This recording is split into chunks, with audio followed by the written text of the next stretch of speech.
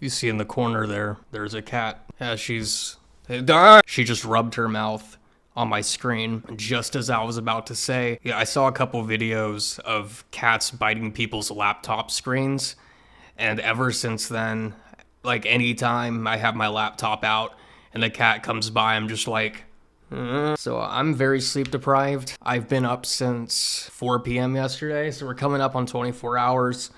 I've been noticing recently that I tend to record more when I'm sleep deprived. I don't know what the reason for that is, but I wanted to talk about this today. For years, I've wanted to make a video like going into detail about what it feels like getting glutened. But it had been so long since I had been like properly glutened. Like I've had like small run-ins with cross-contamination over the years, and that's never fun. I hadn't had like that smack to the face type of glutening you saw from the title of this video. I tried doing the gluten challenge again. For anyone who doesn't know what the gluten challenge is, basically, a lot of us who are celiac have tried the gluten-free diet before, and I don't know why it happens this way. I mean, a similar thing happened with my mom where we had already been like experimenting with being gluten-free before going into like further diagnostic stuff. So she had to do the whole gluten challenge for like a month, which is basically just like you're not going to show positive on celiac tests if you are not eating gluten. Thankfully, it's looking like that will change in the next, I would imagine, 5 to 10 years. This type of stuff moves really slowly, but I am aware of a new celiac test that allows you to not have to give up a gluten-free diet and you can still test positive on it. That's, I guess, what I'm hoping for now. I think a little bit of background. So, like, why did I decide to attempt the gluten challenge again in the first place? So I have been dealing with a lot of autoimmune issues the past year. So I've been like in and out of doctor's offices like a crazy amount, like getting different types of tests done. The thing is, throughout this process, it always bothered me the fact that I never had like the endoscopy for like an official diagnosis. I mean, that bothered me, but it wasn't something that I cared enough about to force myself to go through glutening again. Like that's not fun. And also like arguably not the safest thing physically as you could imagine. I mean, I guess I just had been noticing that like talking about gluten with doctors, I feel really weird, even though I know for a fact I am celiac, because I always mention it and I get questioned about it. And I'm just like, I don't want to say imposter syndrome. I don't know if that's the right way of saying it, but I feel like I'm looking like the types of people who do it as a fad, sort of, or like the group of people that's like, well, like eating gluten is like already bad for you, so I choose not to. I'm sensitive, and it's like a lot. I felt like one of those people, and I haven't liked that. So that was like the first reason. The second one is I have been having a lot of stomach issues already, like nausea and not knowing like what exactly is causing it. And because of that, we had been in talks about doing an endoscopy. Like the conversation came up like, well, if you're already going to be doing an endoscopy, like, they're not cheap. They're definitely not cheap. Wouldn't it be smart to just go ahead and try the gluten challenge again? Like while you're already doing that, like, wouldn't it be smart to? And I thought on it for a little bit.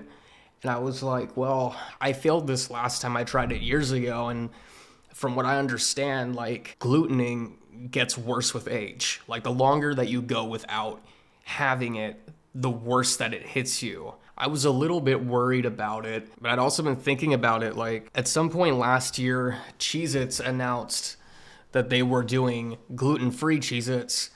And I was like, yes, please. And then they were like, oh, it's going to start rolling out late December, early January. And I'm like, oh, cool.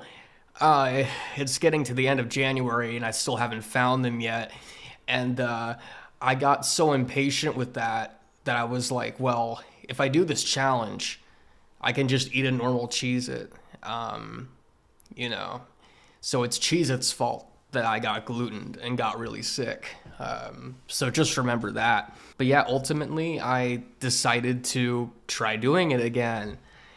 And yeah, that didn't last very long. I think that I said in my like initial celiac video, when I had my gluten relapse or whatever, like a few years ago, I felt like weirdly okay for a few hours after I ate gluten. And it gave me this false sense of confidence that I could like eat more and be fine, or, you know, still go through with obligations I had like that day and days following.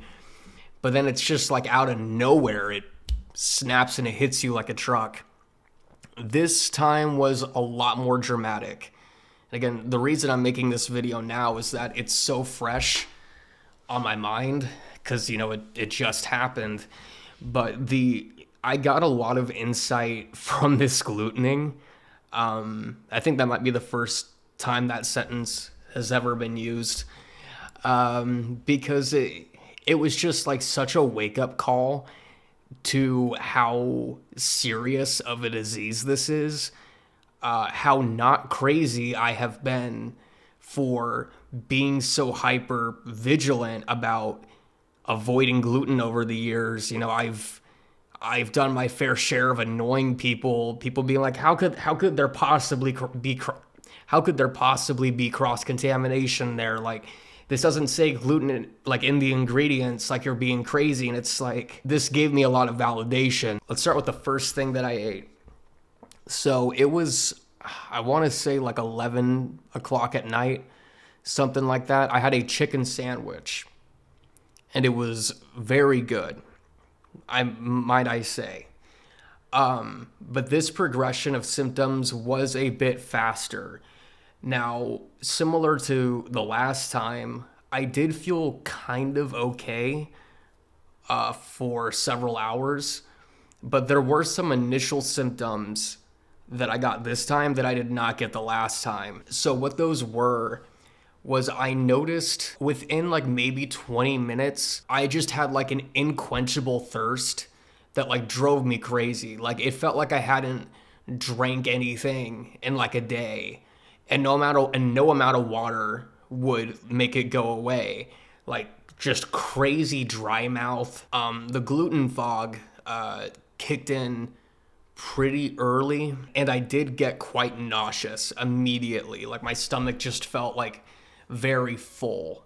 Over the years, I have noticed, like even with like cross contamination, that like if I eat anything with gluten or I get cross contaminated, one of the most obvious initial signs is I just get like really nauseous. It's like my body's just like trying to get it out. And that was not something that I recall having in my gluten years. But I think it's just a lot of what this is that like if you have an allergy to something or your immune system does not want you to be eating something, you kind of get it used to not having to go through that all the time. It's kind of like, oh shit, when you do actually have it. It feels a lot more like an allergy reaction in the beginning. So other things I noticed quite quickly, aside from like the dry mouth, was that like my lips felt like kind of swollen, but not really. I mean, like they didn't look swollen, but they felt weird. I know that doesn't like make any sense, but they didn't feel right. And I noticed like around my mouth, it just felt very dry and like kind of rash like. And it was like all over, like around my mouth. But at this point, I was feeling all of this. And like I said, I had the gluten fog. And it wasn't like the worst thing ever. I was thinking, well, maybe I can actually do this if it, you know, doesn't get worse than this. Because I mean, I don't feel good, but like this is doable. Like I could function like this. Boy, was I wrong. So in the middle of the night that night, I apparently threw up all over the side of my bed, and I don't remember doing that. I don't know what the explanation for that is. I was quite freaked out by it when I woke up. So again, I was like, I don't remember doing that. So when I woke up, there were a lot more symptoms. So again, the nausea, just unrelenting nausea. It felt like my stomach was like burning from the inside out, and it was a constant pain. And I'm not talking like gut pain. I mean like stomach pain. And the fog, like the gluten fog, was, I could tell that it was like already affecting my short-term memory. Like there's this weird thing that at least I have with gluten where my thoughts don't really make coherent sense. It made me realize like a lot of why I was so mentally fucked up as a teenager, and like why my ADHD was so bad, and like I could not focus on anything. Like I couldn't absorb anything. It felt like I didn't have like much critical thinking skill or common sense, and it kind of felt like I went back into that. And yeah, that was the first little bit of insight I got, was like, you know what? I had some healing there as my body was being destroyed. Of like, I always beat myself up at that time for just not feeling like adequate or on the same level as like other kids my age. But I'm like, how the hell could someone, when their head is like that all the time? Like when you're constantly sick, you cannot think straight, you can't remember anything. Yeah, a little silver lining there. But yeah, throughout the day, it was just that, and it felt like it was getting worse and worse. And I had this to like some extent in the past, but it was like nowhere near as intense as this. I had this new issue arise where I just could not stop tasting wheat in my mouth. Like overwhelming taste. And I'm going to go into like what I'm guessing that is caused by in a minute. But yeah, I could not get the taste out of my mouth no matter what I did. It's like I constantly was smelling it.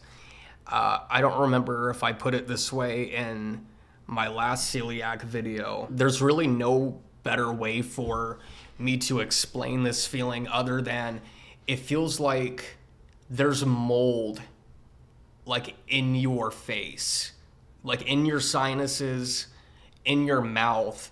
It's just it's the weirdest thing that only gluten has ever done to me. Yeah, like it affects you mentally. It feels kind of paired in with the gluten fog, because yeah, I mean, it sounds crazy, but it genuinely feels like you're molding like the inside of your face and your head is molding. I don't know, just feels like mold. You think about it, it sounds like mold. And yeah, that overwhelming taste and smell that you just cannot get out of your mouth. And then the next thing was that if I was even around gluten, I remember I came out of my room after I woke up and my roommate had microwaved some like chicken Alfredo thing. It just like sensory overwhelmed smelling it, like nauseous, like my body being like, get away from that. It was just weird. Yeah, it was like I was having sensory overloads if I smelled wheat in anything. And like I think I got so hypersensitive to the smell and taste of it. And what I think that this is just your body, like it's similar to like a standard allergy reaction of just your body knows that this thing is what's like fucking you up, and it's trying to keep you away from it. That's the only thing I can think of. But I found that, like, I find that like quite interesting and kind of cool, honestly. It feels like in a weird way your immune system is looking out for you, even though it's trying to kill you. So that's sweet, at least. It's trying its best. So at this point, I was starting to doubt my capability of doing this. I decided to think on it for a couple days. So I didn't eat anything with gluten for a couple days after this. And I was thinking of, maybe I just had too much. That could be part of it. Like, is there a way that I can get away with having much less, like maybe just a crouton or something? And I was like, I know you have to eat more than that. Could I get away with eating something that like I know is cross-contaminated just stupid. I was in gluten fog. I was just trying to think of ways of like, how can I get enough gluten in me to like test me positive, but not cause me to be in this excruciating pain where I can't function and I'm throwing up all day. So I went ahead and I did that, and it wasn't as extreme of a reaction as when I just like all out went for it with a chicken sandwich, but it was still bad enough to like put me down for a day or two. And after that, I was like, I can't do this. I'm tapping out. It's going to be one of those things now where I'm just going to have to wait for there to be a test that doesn't involve getting poisoned for 3 to 6 weeks, because I don't think it's physically safe.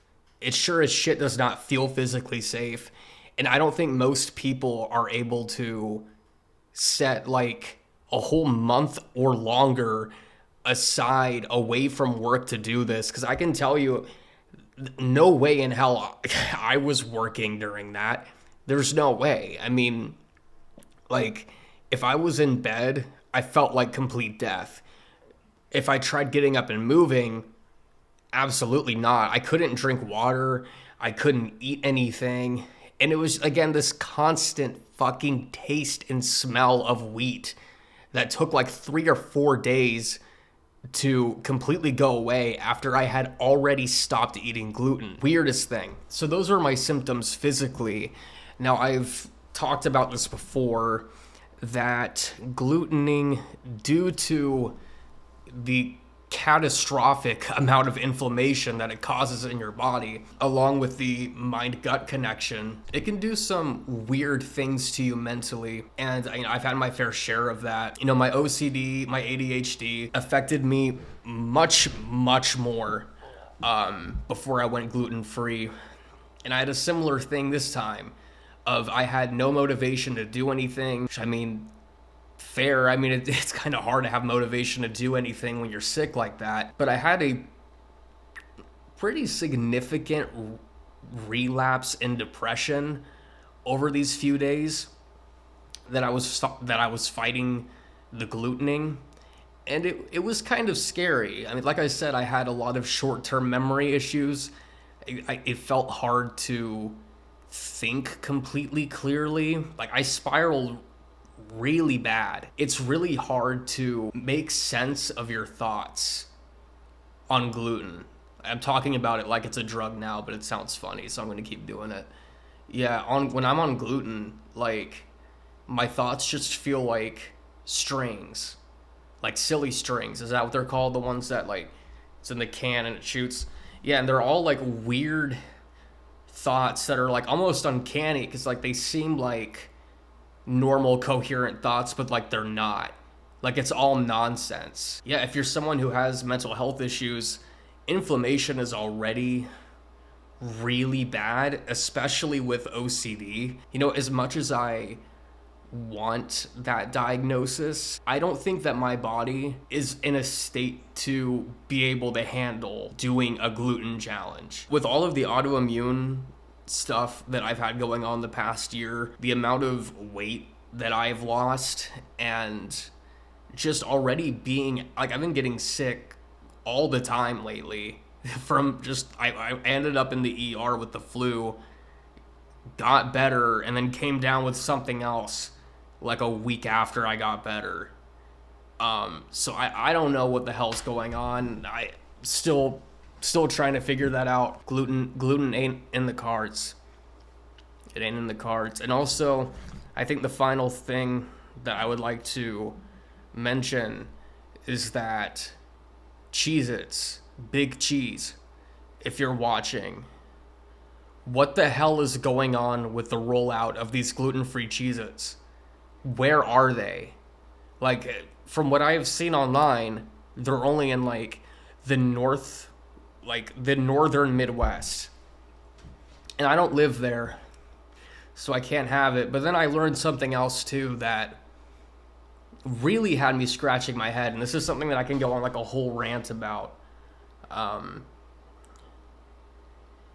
remember when I was in the ER, I was not in a great headspace. obviously. But I was like going on the gluten-free celiac subreddit, and I saw someone like posted a picture of the ingredients, and I saw may contain almonds. How in the fuck could a Cheez-It possibly contain almonds?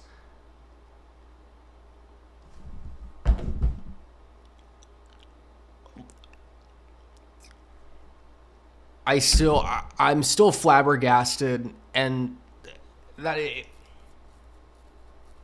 if God is real, that is fucking cruel. That you had me waiting several months, getting excited for gluten-free Cheez-Its because I haven't had a Cheez-It in 6 years at least. I was never even like a huge fan of Cheez-Its to begin with, but I mean, it's the novelty. It's the novelty. And now I probably can't even have them because of almond cross-contamination. It's a cracker. I get that they use almond flour for like some types of crackers, but like, okay, so this is another thing. So one thing about doing the gluten challenge was walking around the store and seeing how I could get basically anything I wanted. And that was such a crazy concept to me. Because one of like, I feel like, honestly, like being celiac has had a major mental toll on me over the years. Like, and it honestly, it's like not gotten a whole lot better in the sense that you walk through the store and it's just so hard to find things that are safe. And you realize how it's in basically everything. I had a bit of a crash out at the store this morning because I had to stock up on food for the ice storm this weekend. And I was looking for Alfredo sauce.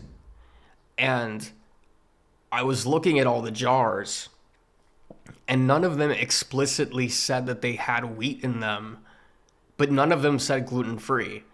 And I was thinking, well, the fact that like none of them say gluten-free is probably a sign that there's something snuck in there. I do some research and that is confirmed to me.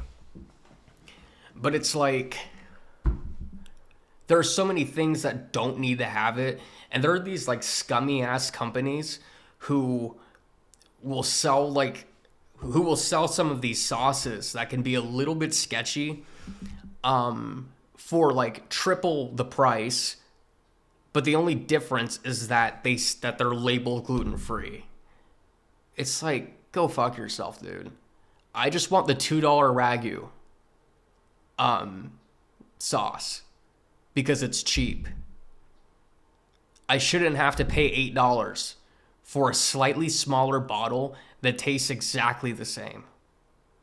That is insane, dude. Like, Alfredo is just cheese sauce. Oh my god, dude. Can't. Not even to mention, right? I was looking to see if I could find some, like, pre-cooked chicken. Just because it would be easier to reheat. Because I've not been feeling good and I just don't feel like cooking.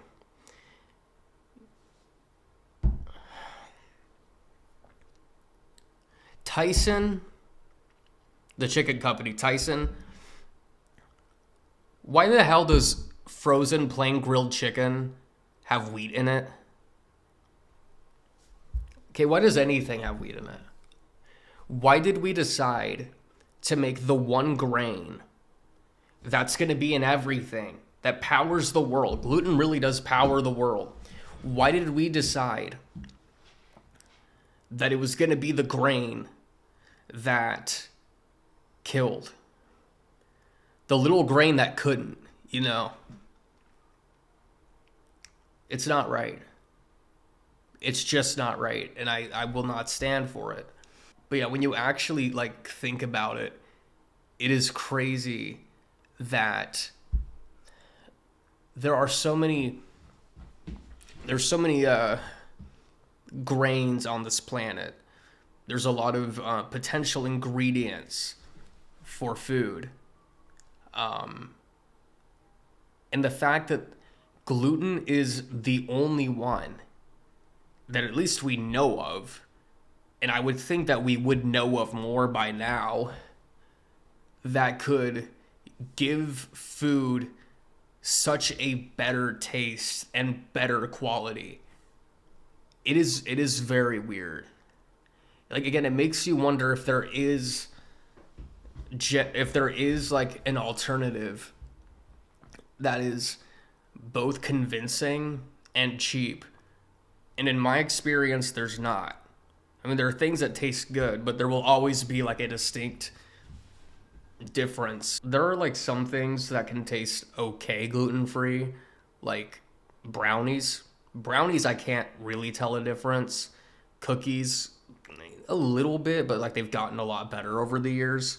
Yeah, a lot of like pastry type foods, I think can be done convincingly. Pasta's convincing, but like regular bread, hell no. Like, I mean, I have to be in a pretty rough place to be eating gluten-free bread. Um, Now, some like burger buns are pretty good. I will say, shockingly, if you want a good gluten-free bun, Red Robin of all places. Now, make sure you trust that Red Robin though, because of cross-contamination. But like every time that I've had Red Robin, I've like questioned if the bun is actually gluten-free because it tasted so real. I want to know where they're getting them from because I know Udi's acts like it's still like 2007. It ain't anymore, dude. You got to step your game up. The Udi's buns are like really tall, but really like short. I don't know. I can't think right now, dude. They're that of that shape and nature. It's so much bread, but it's like the consistency of if you left normal bread out for a year, maybe give or take. That consistency. Sometimes you even get the mold with it too. I've noticed that, especially with like Canyon Bakehouse bread. Canyon Bakehouse isn't as bad, but like, yeah, if you don't eat that whole loaf in like a day, mold city. Or if it's like summertime, you can't even leave the store without it growing mold, dude. Because of the way that they package shit is it's like sealed. It's wrapped and it's sealed inside of the bag. So if it's like hot out, then like the humidity just builds and it has nowhere to go but create havoc inside of the bread. I've had like 3 loaves of Canyon Bakehouse loaves of buns. I've had like 3 bags of Canyon Bakehouse buns mold, and I didn't notice it until I got home, which I think is absurd. The quality control is not there. But yeah, anyway, these brands need to step it up. If you want good gluten-free bread, there are a couple things. First of all, you have to accept, in terms of like normal like sandwich bread, you will never have good gluten-free bread. I'm sorry, it's just not gonna happen. If you toast it, it can be like okay. But the only like edible gluten-free bread that I have had is Trader Joe's and the Aldi's brand. And the Aldi's brand is nice because they're like bigger slices. Because Canyon Bakehouse, I mean, they're like fucking like burger slider size. So that's not really preferred. In terms of buns, I mean, if you're getting them at a store, Trader Joe's is really your only bet there. There's some brand that I believe it's either Earth Fare or Sprouts has that's like okay-ish. I don't remember what it's called, but just like trust me on that. I wasn't expecting to go off on that tangent, but you know, there were things that had to be said to some of these companies, and I, felt like I was called to be the person to have these difficult conversations, to raise the difficult questions. Questions like, why are there almonds in my fucking Cheez-Its? Anyway, I hope that this video was, if not useful, at least a little entertaining. Keep not eating gluten or something. Goodbye.